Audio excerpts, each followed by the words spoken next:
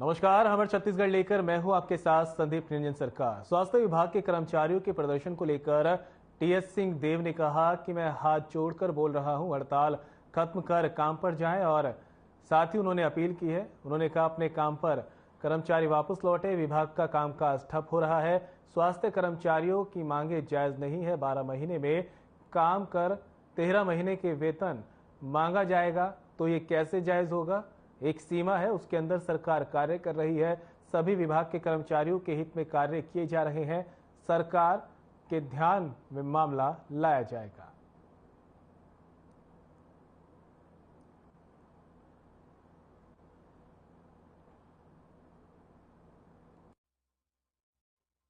Korea की बात कहीं मेरी जानकारी में आई थी और एक फोन मेरे पास कवर्धा से किसी का आया था कि उनका हाईवा जब्त हुआ है। तो ये हो रहा है, ऐसा लगता है। ये पालन होना चाहिए, जिला प्रशासन को कड़ाई से पालन करना चाहिए। इसमें कोई समझौते की गुंजाइश नहीं है।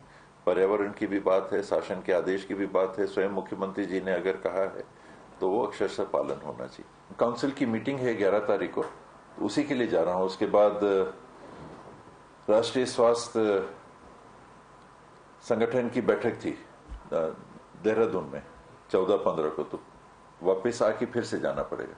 12 को आके फिर जाऊंगा, फिर उसमें शामिल होंगे।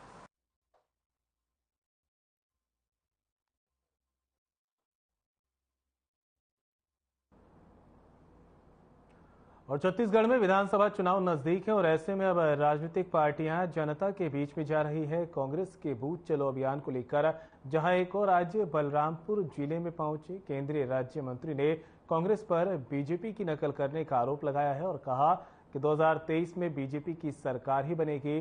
कहा इस समय को नोट कर लीजिए। तो वहीं दूसरी तरफ राजपुर में बूथ चलो अभियान में शामिल होने आए प्रदेश के खाद्य मंत्री अमरजीत भगत ने रेणुका सिंह के बयान को लेकर कहा कि उनकी बात में कोई दम नहीं है और ना ही कोई धार है और हम महिला का सम्मान करते हैं, इसलिए उनको साधुवाद। अमरजीत ने कहा कि बीजेपी केवल आदिवासियों का शोषण ही करती है।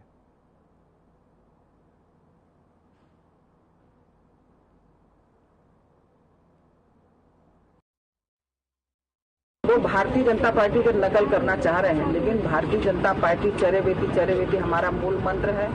चाहे चुनाव हो चाहे चुनाव ना हो, तो सिर्फ चुनावी प्रदेश करके हम काम नहीं करते, बल्कि प्रत्येक दिन बूथों पर काम करना। और हमारे बहुत सारे मोर्चा प्रकोष्ठ जिनके माध्यम से हम हर वर्ग को ये मतलब पार्टी के मोर्चा के रूप में भी उनकी सेवा करते हैं, मदद करते हैं। आपको क्या लगता है कितनी सीटें इस बार बीजेपी लाने वाली है?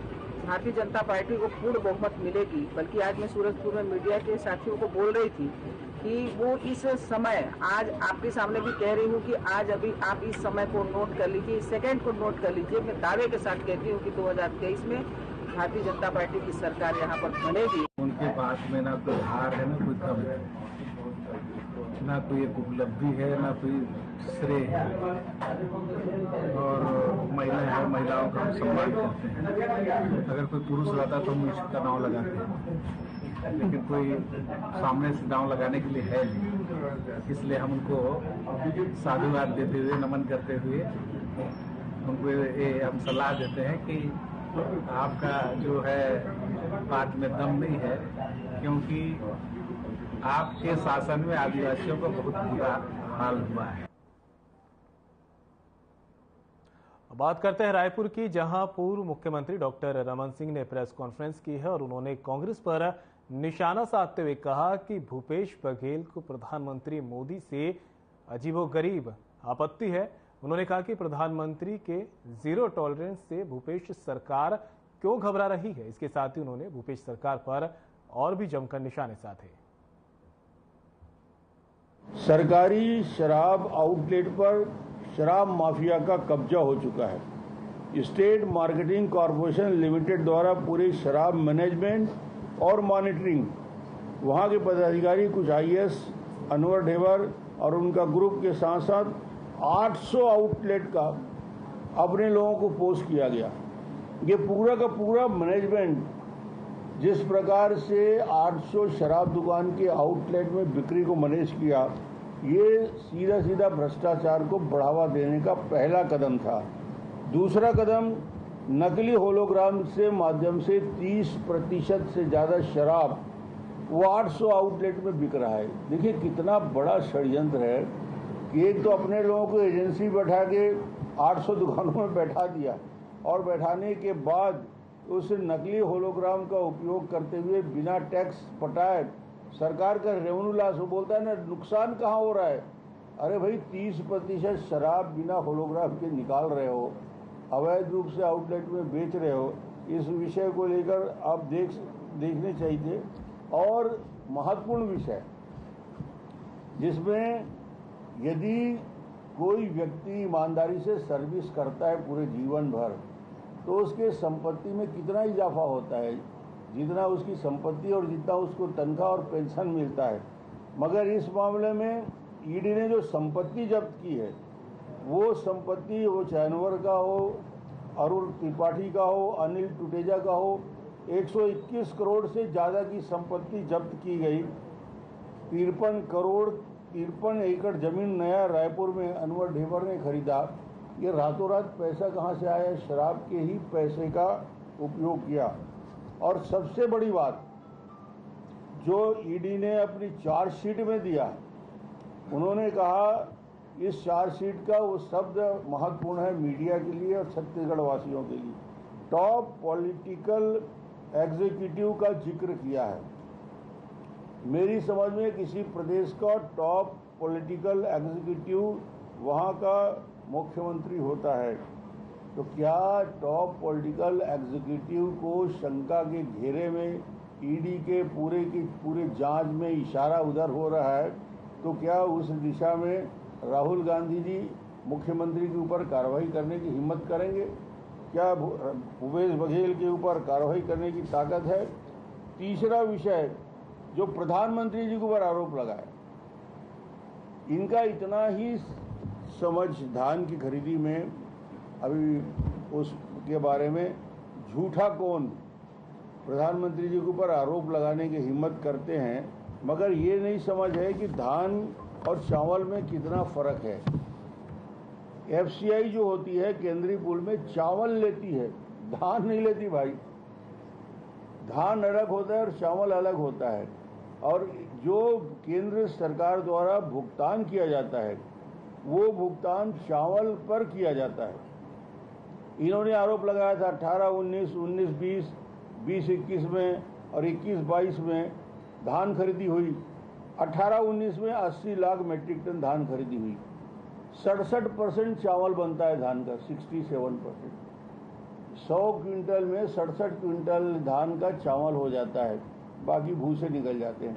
तो 67%, यदि 18-19 में 80 लाख मेट्रिक टन हुआ तो 53 लाख मेट्रिक टन चावल बना। चावल का 45 लाख मेट्रिक टन तो केंद्र ने खरीद लिया भाई, 80% खरीद लिया। अब बोलते हो खरीद नहीं रही केंद्र सरकार। 19-20 में 83.95, 83.95 लाख मेट्रिक टन खरीदा। 65 लाख मेट्रिक टन में से 51.73 लाख मेट्रिक टन, 78%। अब चावल पूरा का पूरा केंद्र सरकार खरीद रही है, पूरा पैसा दे रही है। इनको ये कहने में आपत्ति क्या है कि 80% पैसा धान का किसानों को छत्तीसगढ़ के केंद्र की सरकार दे रही है, और ये प्रमाणित हो जाता है इन आंकड़ों में कि केंद्र सरकार जो पैसे दे रही है वो चावल के लिए देती है, धान नहीं खरीदती। भूपेश जी धान के आंकड़े बता रहे, कल भ्रमित करने का प्रयास कर रहे थे। मुझे लगता है कि इस प्रकार के भ्रम पैदा करने की जिस स्थिति बनी हुई है और इस भ्रम को दूर करने का उपाय ये, भूपेश जी ने कहा कि मोदी जी आए भाषण दे के चले गए। मैं मोदी जी के साथ, भूपेश बघेल जी के साथ उस मंच में मौजूद था जहां पहला कार्यक्रम हुआ, सरकारी कार्यक्रम। उस सरकारी कार्यक्रम में भाषण देने वाले प्रधानमंत्री जी थे, भूपेश जी ने भी भाषण दिया। वहां प्रधानमंत्री जी को धन्यवाद दिया, सौगात के लिए, रेलवे के लिए, नेशनल हाईवे के लिए 7,600 करोड़ की सौगात दे के गए और अब बोल रहे हैं कि झुनझुना पकड़ा दिया। अरे भाई, झुनझुना तो कांग्रेस पार्टी ने टीएस सिंहदेव को 100 दिन का उप मुख्यमंत्री बन के पहना लगा दिया। झुनझुना तो भूपेश जी टीएस सिंहदेव को पकड़ा है। प्रधानमंत्री तो 7,600 करोड़ के प्रोजेक्ट का लोकार्पण और शिलान्यास के लिए आए हैं। सवाल इस बात का है कि प्रधानमंत्री जी इस देश में और इतिहास में सर्वाधिक ईमानदार, बेहतर काम करने वाले और दुनिया जिसको मानती है, उस प्रधानमंत्री के ऊपर इस प्रकार की टिप्पणी करना उचित नहीं मानता। और अब खबर रायपुर से है, जहां बीजेपी ने प्रेस कॉन्फ्रेंस की है। बता दें कि प्रेस कॉन्फ्रेंस धान खरीदी को लेकर की गई, जहां प्रदेश महामंत्री ओपी चौधरी ने कांग्रेस पर निशाना साधा और निशाना साधते हुए आंकड़ों के साथ कांग्रेस पर कई गंभीर आरोप भी लगाए। जहां उन्होंने एमएसपी में वृद्धि को लेकर कहा कि एमएसपी की वृद्धि की गई है, लेकिन बोनस में वृद्धि नहीं की गई। उन्होंने कहा कि लाखों किसानों के प्रधानमंत्री आवास योजना को भूपेश सरकार ने रोक कर रखा है।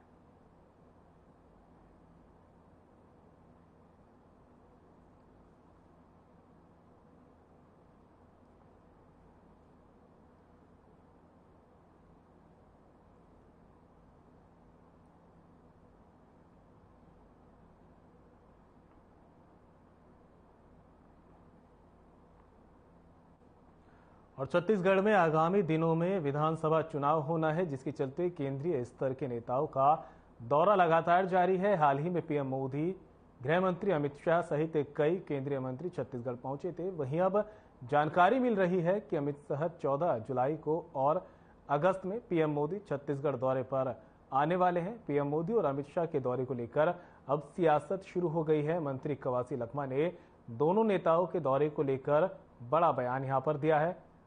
आबकारी मंत्री कवासी लखमा ने पीएम मोदी और अमित शाह के छत्तीसगढ़ दौरे को लेकर कहा कि इन लोगों के लिए यहीं पर किराए का घर ढूंढ लेना चाहिए, रोज आए, उनका स्वागत है।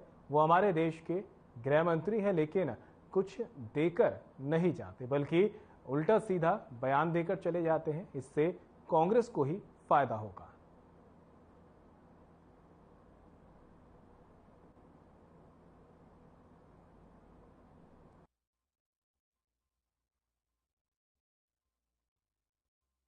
चाहे विजय बघेल संयोजक बने, उनका पार्टी का आंदोलन मामला है।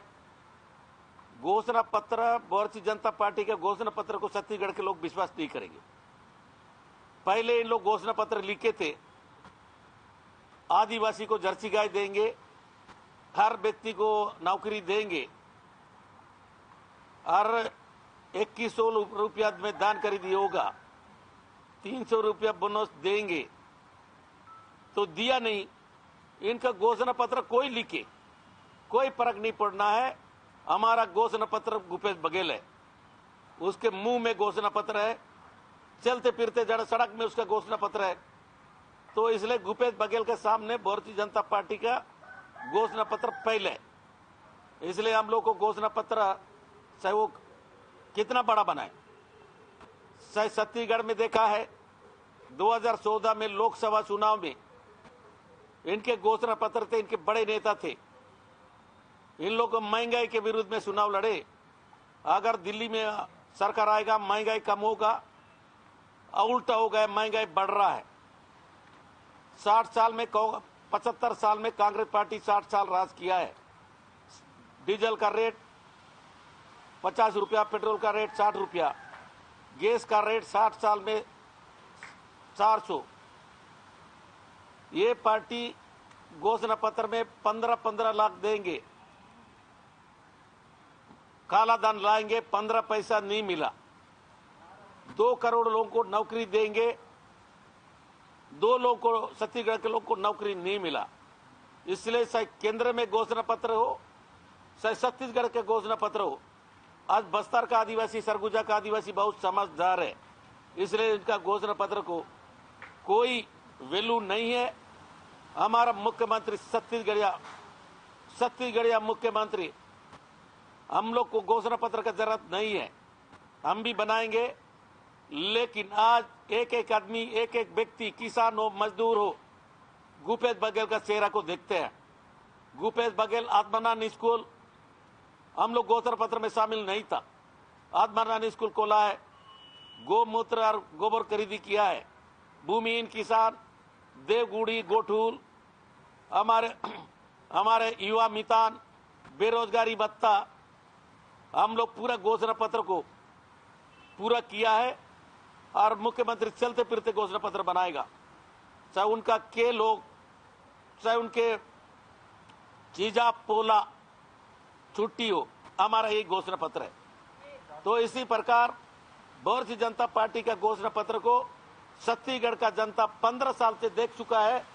आदिवासी को 300 घर जलाने वाला, आदिवासी को जर्सी गाय के ठगने वाला, और लंदन से नहीं, काड़ी से डीजल मिलेगा, बाड़ी से, कहीं रमन सिंह के और ब्रिजमोहन बाड़ी में जाके देखो, डीजल मिल रहा है।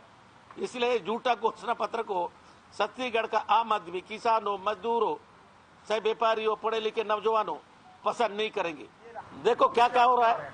जैसे विष्णुदेव साहब को प्रदेश से निकाल दिया, अभी केंद्र में ले गया। धर्मलाल कोसी को प्रदेश अध्यक्ष से निकाल दिए, प्रतिपक्ष बनाया, उसमें चला नहीं पाया। इसमें केंद्र में जा क्या करेगा। छत्तीसगढ़ में और देश में कांग्रेस पार्टी का लार चल रहा है। अभी राहुल गांधी का पक्ष में देश का माहौल है, देश का वातावरण है, क्योंकि भारतीय जनता पार्टी 2014 में कांग्रेस मुक्त भारत बनाएंगे नारा दिया था। आज इस साल का 2 चुनाव हुआ है। हम लोग उत्तर भारत में जहाँ हिंदी प्रदेश है वह पूजा पाठ खूब होता है, उस प्रदेश में कांग्रेस पार्टी जीता है, जहां से जेपी नड्डा आता है। जेपी नड्डा राष्ट्रीय अध्यक्ष है, उस प्रदेश को चुने हैं। जहां इनके बहुत गढ़ था, कर्नाटका दक्षिण भारत का बड़ा राज्य है, उनको चुने हैं। हम लोग अभी 2023 का चुनाव छत्तीसगढ़, तेलंगाना, मध्य प्रदेश, राजस्थान, मिजोरम, कांग्रेस पार्टी का, राहुल गांधी का एक ही लक्ष्य है, यह भी हम लोग सफलता पाएंगे।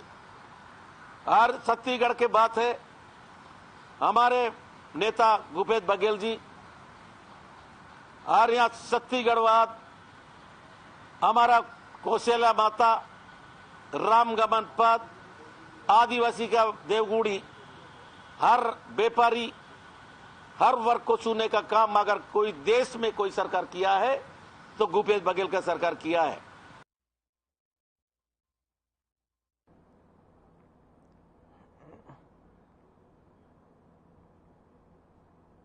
तो वहीं सर्व आदिवासी समाज बस्तर संभाग ने अपने 5 सूत्रीय मांगों को लेकर बस्तर संभाग के समस्त विधायक और सांसद दीपक बैज के निवास का घेराव किया है। इसमें पहले सर्व आदिवासी समाज ने 5 सूत्रीय मांगों पर 21 जून 2023 को मुख्यमंत्री के नाम जिला दंडाधिकारी को ज्ञापन सौंपा था, जिनमें 15 दिन के अंदर मांगों के संदर्भ में समाज को अवगत किया जाना था। लेकिन कोई प्रतिक्रिया प्राप्त न होने पर नाराज आदिवासी समाज ने विधायक और सांसद निवास का घेराव किया।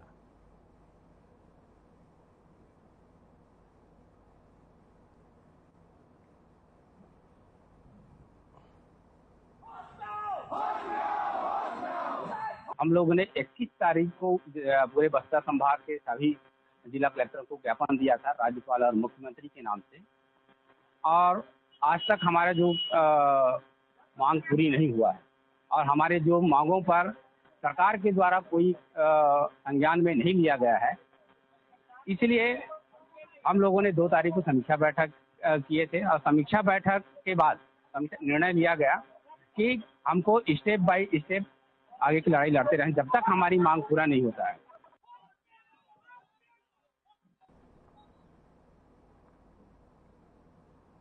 और अब खबर बीजापुर से है, जहां लंबे अरसे से नेताओं का निर्माण कार्यों में अनियमितता और भ्रष्टाचार को लेकर बयानबाजी थमने का नाम नहीं ले रही। बता दें कि पूर्व आयोग सदस्य अजय सिंह ने खंडन करते हुए पूर्व वन मंत्री महेश गागड़ा पर पार्टी से निष्कासित करने और बयानबाजी करने का आरोप लगाया है। बता दें कि आदिवासी बहुमूल्य क्षेत्र के लोगों की आस्था से जुड़ा देवगुड़ी निर्माण निविदा ठेकेदार अनिल लिंगम के खाते में रकम को एकमुश्त डालने का मामला है, जो तूल पकड़ता दिख रहा है। इस मामले में पूर्व आयोग सदस्य अजय सिंह, पूर्व वन मंत्री महेश गागड़ा, वर्तमान विधायक विक्रम शाह मंडावी आमने सामने आ गए हैं।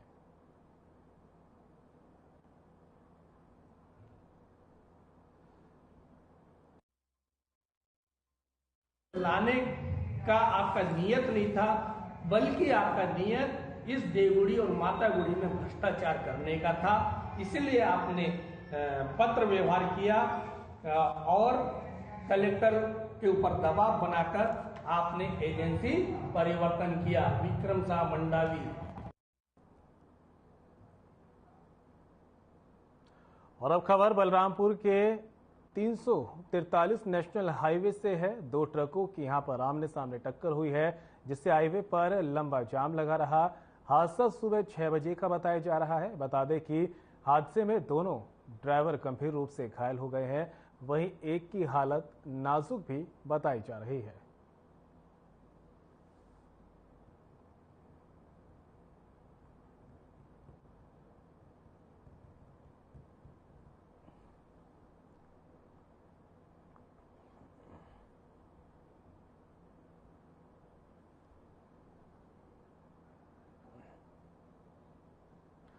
फिलहाल मेरे साथ इस बुलेटिन में इतना ही। दीजिए इजाजत। नमस्कार।